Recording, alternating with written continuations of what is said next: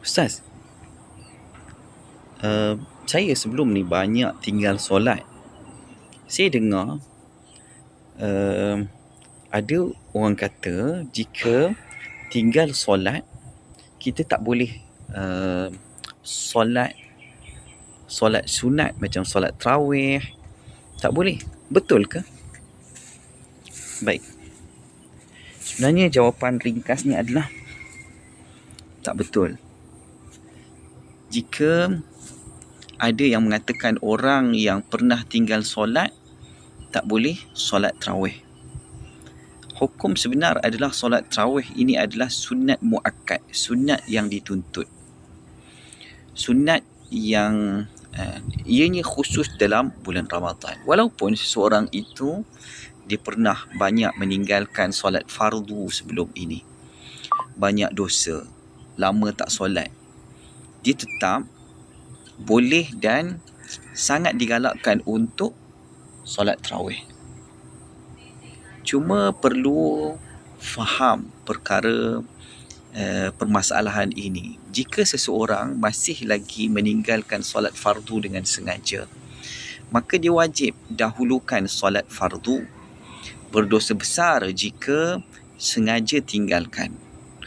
Tarawih dia tidak menggantikan solat fardu. Solat tarawih ianya tidak menggantikan solat fardu.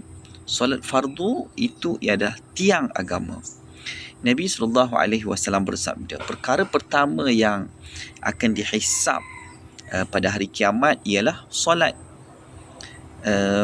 Jika dulu tinggal solat, sekarang nak berubah, alhamdulillah, itu adalah satu yang Allah masih pilih kita.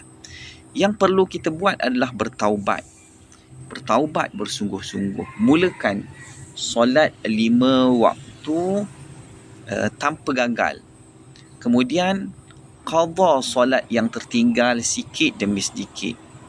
Kemudian solat tarawih macam biasa. Tidak ada larangan untuk tidak solat tarawih. Malah tarawih boleh jadi permulaan taubat dan perubahan hidup. Jangan terpedaya dengan bisikan syaitan. Kadang-kadang bisikan syaitan itu yang mengatakan bahawa dulu kau tinggal solat banyak, tak layak pun nak buat tarawih. Itu adalah perangkap.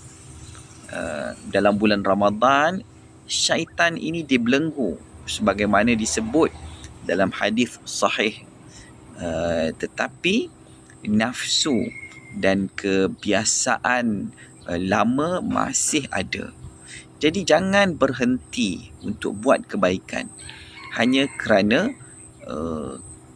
kelalaian yang lalu. Wallahu a'lam.